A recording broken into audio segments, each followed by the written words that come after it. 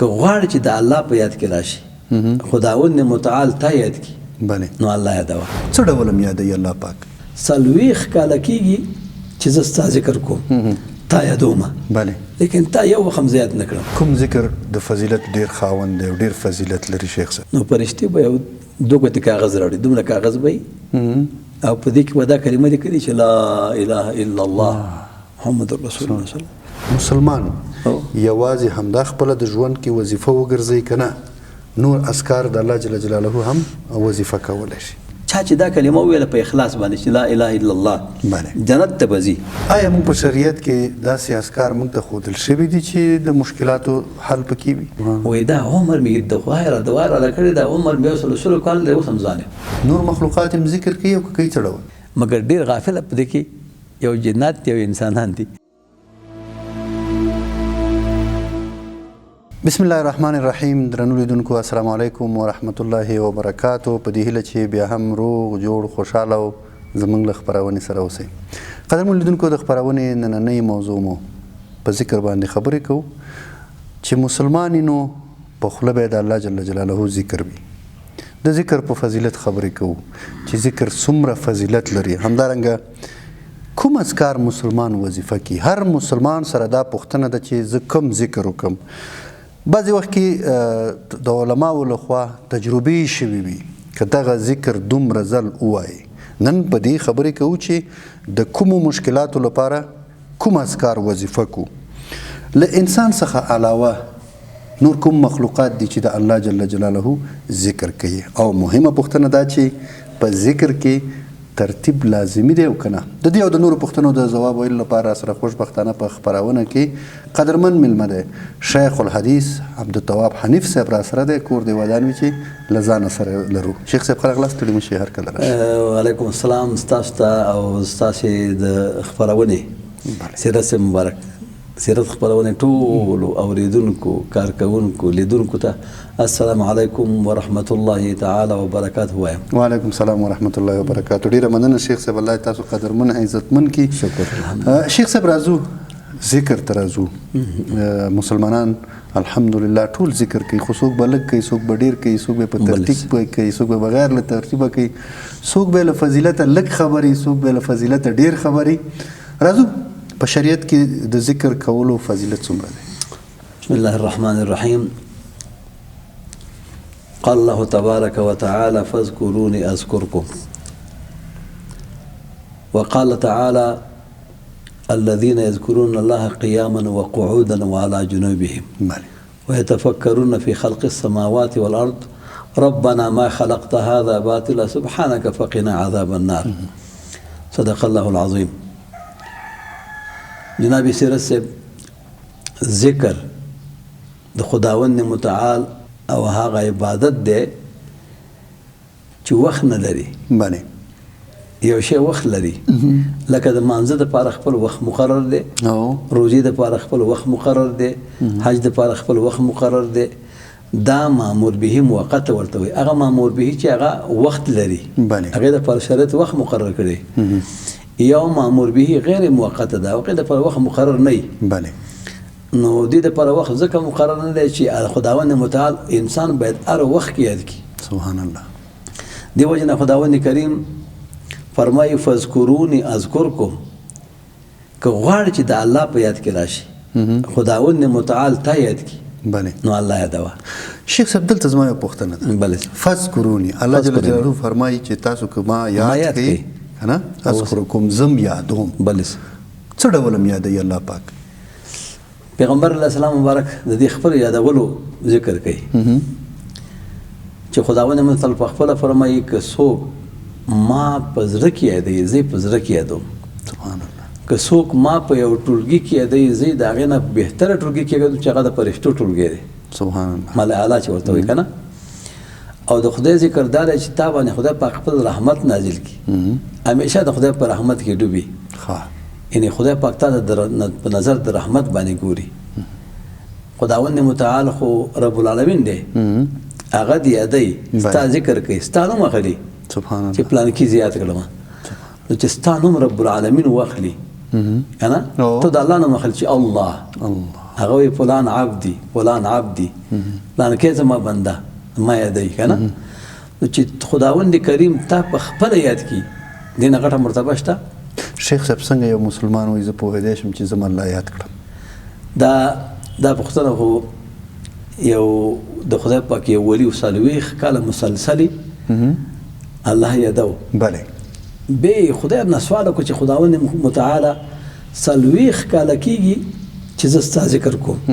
تا یادومه. بله. لیکن تا یو وخت هم زیات نه کړم. الله اکبر. خداوند متعال ورته الهام وکړ چې ته چې دی دا ته چې ما یادې دا زما یادې. بله. ته چې ما یادې دا زما یادې.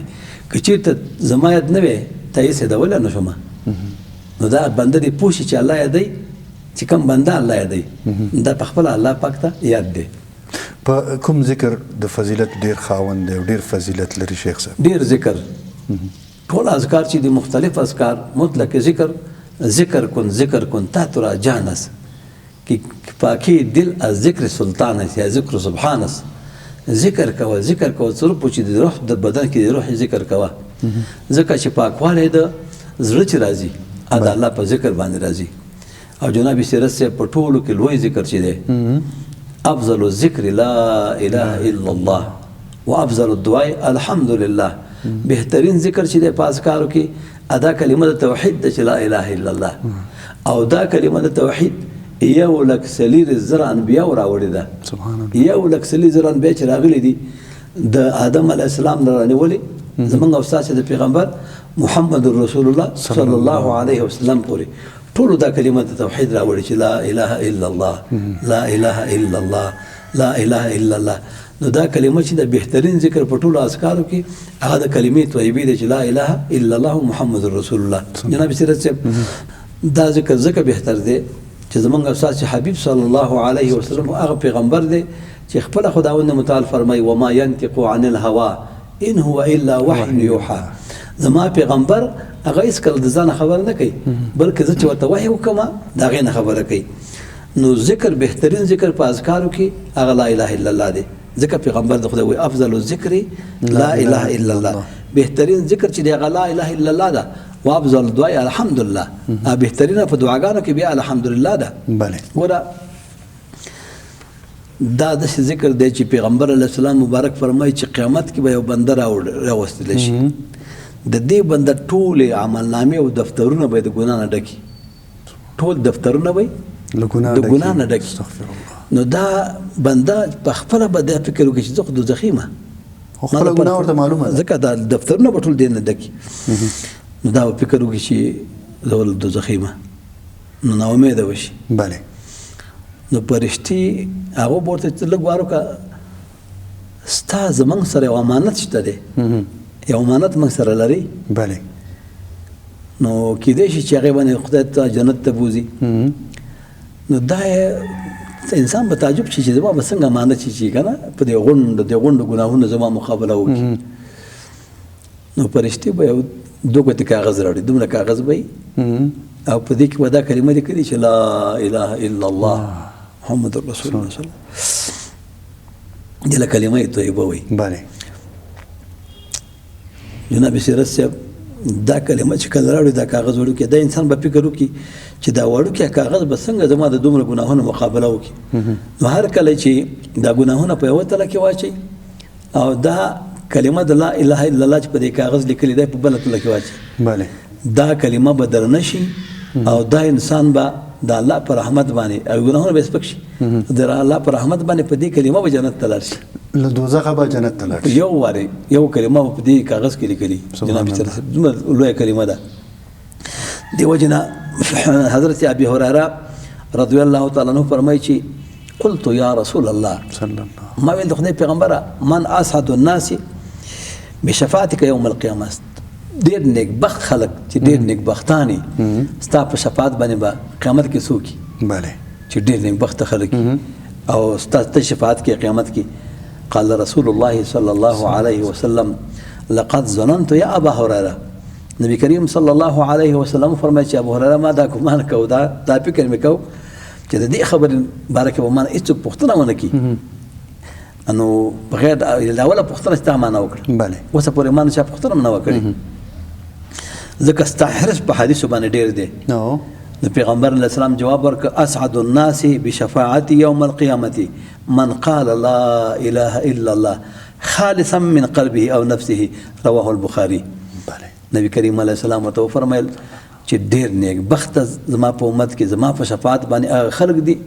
چې هغه دا کلمه مبارکه وایي چې لا اله الا الله محمد رسول الله مخلصا من قلبه د اخلاص نه وایي منافقت نه وایي یعنی دا چې نه وایي چې بعضې منافقان خو په خوله کلمه وایي په وړه کې یقین پرې نه لري او موږ او تاسو الحمدلله په زړه کې هم پرې یقین لرو چې معبود برحق زموږ څوک دی یو الله جل شانه دی حضرت ابي سعید خدری سے فرمایي چې نبی کریم صلی الله علیه وسلم او فرمایل موسی علیه السلام الله نه سوال وکړ پیغمبر وګوره جلالی پیغمبر یا رب علمني شيئا اذكرك به ای پروردگار د یو شی ماته وخای چې تا پیدا ومنو یو خاص ذکر راته وخای او تا پیرا بلما قال قل لا اله الا الله خداوند متعال موسی علیه السلام ته فرمایل چې لا اله الا الله ویا لا اله الا الله ویا موسی علیه السلام الله پاک ته وایي چې خدای پاک دا خو ټول مخلوق هم دا کلمه وایي کنه د یو ذکر درته خو چې خاص نه عامو یعنی عادي ورته ښکاره شو عادي ولا ښکاره شو دا خو ټول خلک وایي نبی علیہ السلام فرمایي چې موسی علیہ السلام تعالی فرمایي چې قل لا اله الا الله لا اله الا الله ویا هغه چې نه ما د یو شی خاص کا خاص چې خاص تخصص به ما په خاص کا الله جل شانه ورته فرمایله وحي ورته وکړ چې یا موسی لو ان السماوات السبع والارضين السبع في كفه کچیرته و اسمان نو وسمکه دواړه په یو ترازو کې واچي یو تل کې واچي او لا اله الا الله في كفه او لا اله الا الله په بل تل کې بل ترازو کې واچي نو مالت بهم لا اله الا الله نو دا کلمه به در نشي په ځمکه واسمان نو چې لا اله الا الله سبحان الله څومره کلمه ده چې ځمکه واسمان لا ټول په یو تل کې واچي او دا کلمه په بل تر کې واچي نو دا کلمه بس شي دا په نشي دومره دغه لري امام نسائی امام ابن حبان حدیث نقل کړي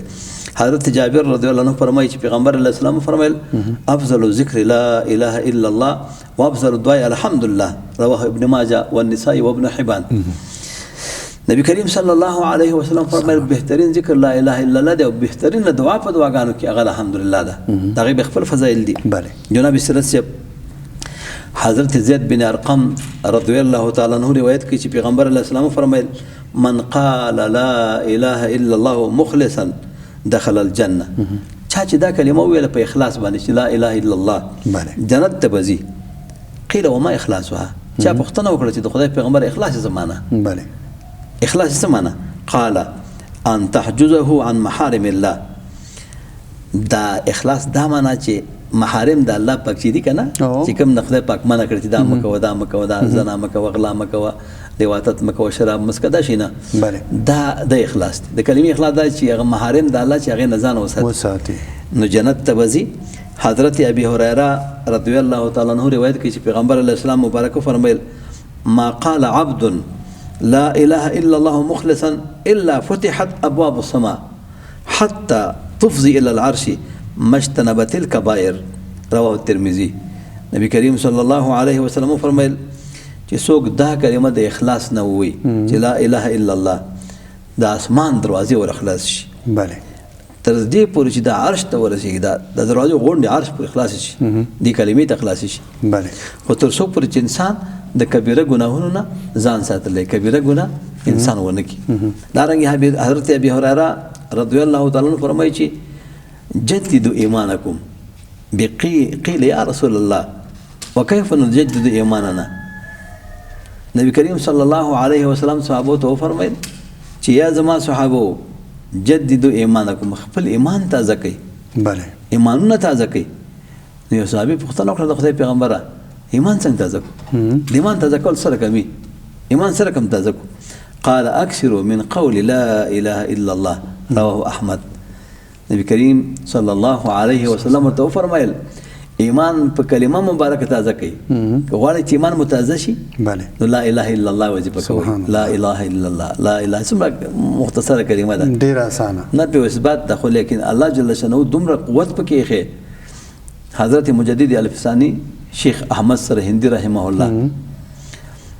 هغه فرمایي وی زما یو مرید بله هغه دا کلمه اویا زره کرتی ویلې و څو زره اویا زره کرتی ویلې اوس هم د خلک شته چې اویا زره کرتی وي وی دا هغې ثوابونه یې ماته رابخلي ښه نو دا مجدد صاحب مبارک پیدا د دې کلماتو خپل انوارات دا وایي چې دا زما مرید چې راغی ومه ته څه ویلې چې دومره دا ملایک علیهم السلام راځي ملایک علیهم السلام راځي او دا ثوابونه راوړي په پنډونو اخلاصېږي نه بله وایي هغې ورته چې ما سیب لا اله الا الله اوې زره کرتي ویله ثواب مې تا ته در بخلی سبحان الله وایي دا ملایک علیه السلام راځي او د پنډونو ثوابونه راوړي خلاصېږي نه دا کلمه چې دا داسې لویه کلمه ده راځو دې فضیلت کې که انشاءالله ژوندي راتلونکي کې هم پې موضوعات موسو په دې به خبرې کوو یو خو فضیلت یې ډېر زیات دی خو نور اذکار هم شته مسلمان یوازې همدا خپله د ژوند کې وظیفه وګرځوي که نه نور اذکار د الله جل جلاله هم وظیفه کولی شي د اذکارو باره کې خو جناب سره صاحب بیخي ډېر احادیث راغلي او بیخي علماو په بابونه په هر ذکر مستقل باب لګولی بله خو دې ورونو ته به دومره ویو چې دا کلمه به دا وایي څومره کرتې به ویو بله دا ځل تکرار خو به ورته وښیم که نه او دا تکرار ستا په سوالونو کې مې یو دا سوال دی چې څومره دا پکې ستا ترتیب په ذکر کې لازم دی نو ابي درداء رضی الله تعالی عنه فرمایي چې پیغمبر خدا صلی الله علیه وسلم فرمایل ليس من عبد يقول لا اله الا الله 100 مرة الا بعثه الله يوم القيامة ووجهه كالقمر ليلة البدر ولم يرفع لأحد يومئذ عمل أفضل من عمله إلا من قال بمثل قوله أو زاد امام طبراني حدیث نقل کړي حضرت ابي درداء سے فرمایي چې څوک پیغمبر علیه السلام فرمایي چې څوک دا کلمه سل کرتی وي څومره سل کرتی یعنی به دا ټول مسلمانان به سل کرتی دا کلمه وي چې لا اله الا الله لا اله الا الله څوک چې سل ځلې دا کلمه وي پیغمبر علیه السلام فرمایي د قیامت په ورځ به الله راپورته کړي بله ووجهه كالقمر ليلة البدر مخ به یې داسې لکه د څوارلسم سپوږمۍ داسې پړکېږي به داسې رڼا به ترې روانوي وایي دغه عمره عمل په دې ورځ کې څوک نشي کولی مګر هغه څوک چې بل چا دا کلمه هم دومره ویله د دې عمل به بل انسان سره برابر شي نو دا صرف د دې کلمې مبارک او ډېر برکات دي بیخي ډېر دي زمونږ په دې مشایخو کې زمونږ استاسي په دې کونړ کې زمونږ استاسي افتخار تېر شوی دی نوم یې د انځري ملا صاحب بله هو او د هغه نوم اصلي کریم دا دی انځري ملا صاحب مشهور و بله هغه به دا کلمه لا اله الا الله وا لا اله الا الله لا اله دا به 2.5 لکه کرتی ویله څو کرتی 2.5 لکه لیکن دا هغې به خداوند متعال چې کومه خبره به وکړه به فور نه مغز کېده او الله هغه ته دومره فراست ورکړی و فراست د زړه روښنایي ته ویل کېږي بله دا یو علمي غیب دی یو انبان الغیب ده یو اطلاع علی الغیب ده کنه یو اخبار عن الغیب دی یو علمي غیب دی یو کشف دی دا ډېرې خبرې دي دا قرآن شریف کې ذکر دي بله د یو ناشنا واقع به ذکر مهرباني سره د روسانو په وخت کې مونږه د سټو په کنډو کې جهاد کوو دا پکتیا کې سټو کنډو هلته زمونږ یو شاګرد شهید شو نوم یې امان الله دا جناب سیره صاحب شهید شو نو موږ راوړه خپل کورنۍ ته او هلته م ښخ کړه د هغې یو نیکه و هلته بله غور نیکه په اصطلاح غور نیکه نو موږ ورته بابا ته څو کالې ما ورته ما ته خپله پوښتنه کوله ما څو کال وی ویل زه مولوي صاحب د 100 کالو یم څو کالو 100 کالو ما ودو یو د خدای باندې ډېر عمر دی ما وی ته په 100 کالو کې تا داسې د خدای پاک اولیا خو ډېر تېر شوي نیکان خلک دا علما ټول اولیا دي ټول علما وایي زه رحمان حلقه به گوشت د هر عالم که اعلی دی که اوسط دی او که ادنا خو ما تاسو چې د اولیا موږ تاسو هغه خلکو ته چې ډېر ذکر کوي که نه د الله نوم ډېر یادوي وایي هو وایي ما د مدینه خو داسې هم لیدلی ډېر خو مشهور دی او ما وی انځري ملا صاحب خلکو وایي چې انځري ملا صاحب چې د هغې دعا قبلېږي وایي ما ځم چې هغه دعا راته وکړي وایي په لار روان شوم چې روان یم دوه مومند راسره ملګري شو فکر زموږ سات د اطراف کې مومند قومونه دي وایي په لار روان وایي ما وایي چې ما ته وایي کوم ځای له ځای ما ځم انځري ملا صاحب نه دعا غواړم چې الله زما په مال او اولاد کې برکت واچوي وایي هغه مومندان هم دوه ما سره ملګري شو وایي هغه یو مومند ویلې که را دا د خدای پاک ولي ما باندې به غوښه وخوري وایي بل ویلي که چېرته دا د خدای پاک ولي ما باندې به انګور وخوري باید د امین خلک دا پال نیسي که ړکې او پال نیسي دا پال نیول ښه نه وي شرط کې دا ښه کار نه دی خو بهرحال هلته ورسېدو انځري مولا صاحب مبارک خپله کوټګۍ کې و او چې ډوډۍ وخت راغی نو راووته وایي چې راووته هغه شیخان چې لنګر تقسیموي ډوډۍ تقسیموي و یو شیخ ته وایي چې هغه سړی ګوري هغه یې مومند چې ما له ویلا ده کې ویلي خدای پاک ورکړي باندې الله پاک خبر و او موږ درې واړه پرې خبر وکړه هغه سړی ګوري ویل هغې ته یو غټه کاسه غوښه ور مخته کېده لنګر نه جدا کېنو هلته یې کېنه هغې ته غوښه کېښوده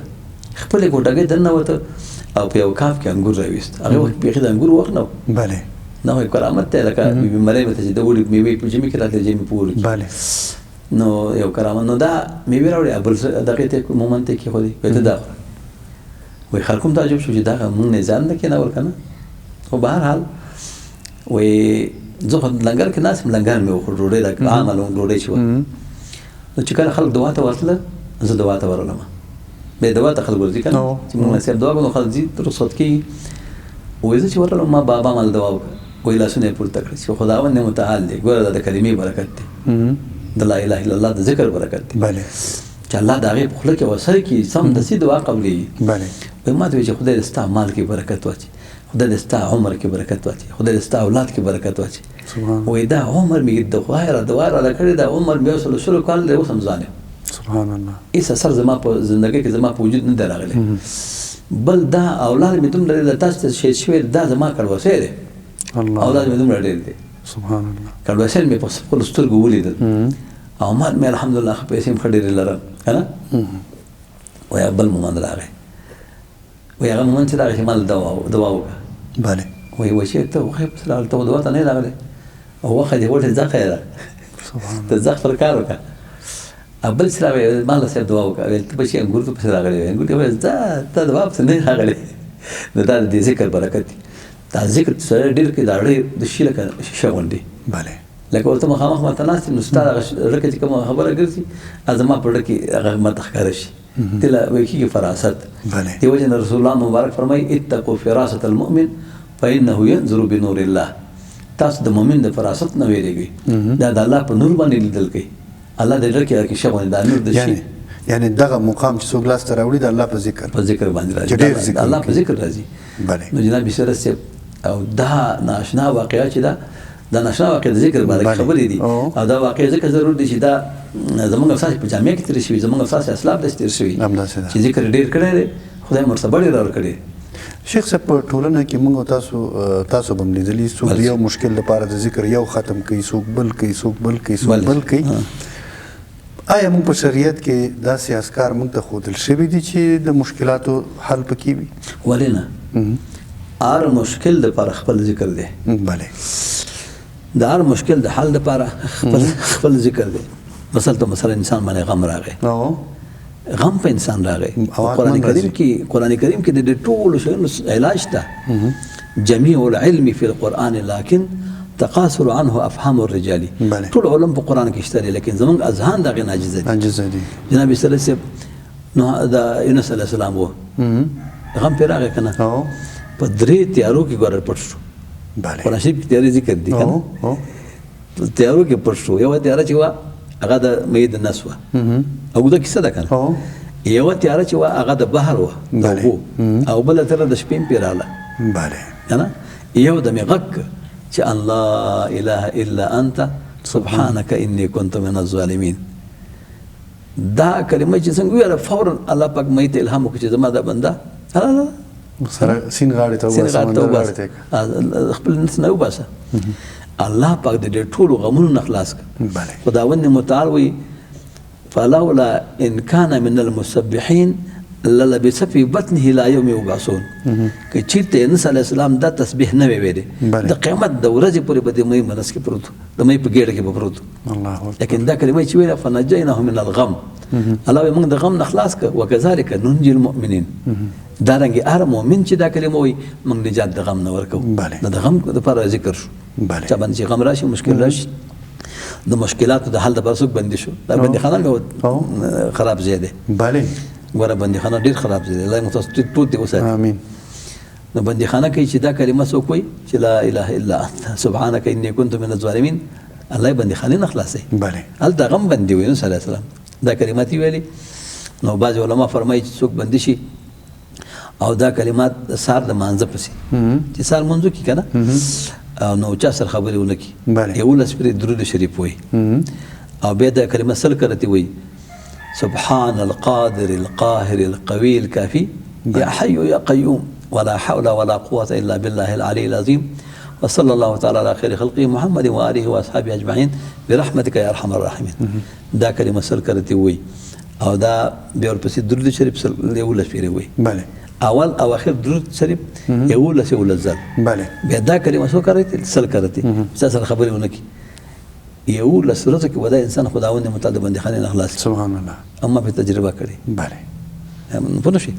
نو د ارشد پر خپل ذکر دی مولوي صاحب ډیری خويندې ورونه د قرضدارۍ نه شکایت کوي د دې لپاره کوم ذکر ښودل شوی په شریعت کې یا د علماو تجربه څه ده او د علماو تجربه هم دا خداوند متعال د لپاره ذکر ښودل خداوند متعال ښودل بله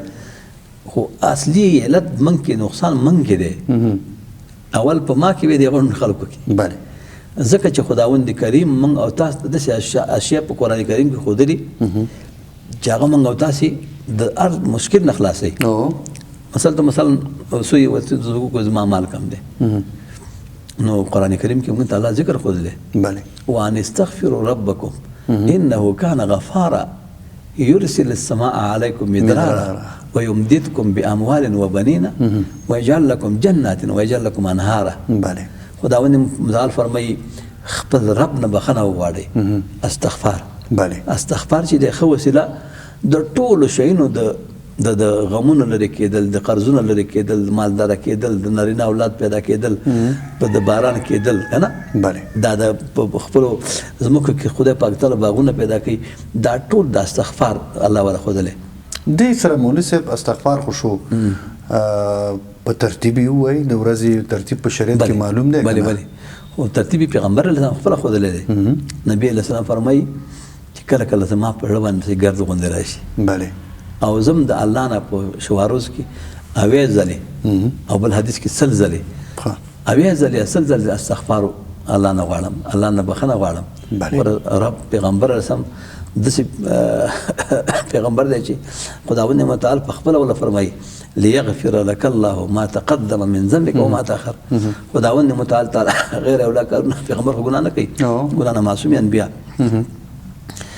خداوند متعال تا ته مخکینی رسول ټول ګناهونه ټول غیر اولا کارونه معاف کړي صحیح ده کنه لیکن پیغمبر علیه السلام و چې زه الله نه په شواروز کې اوې ځلې اوې سل ځلې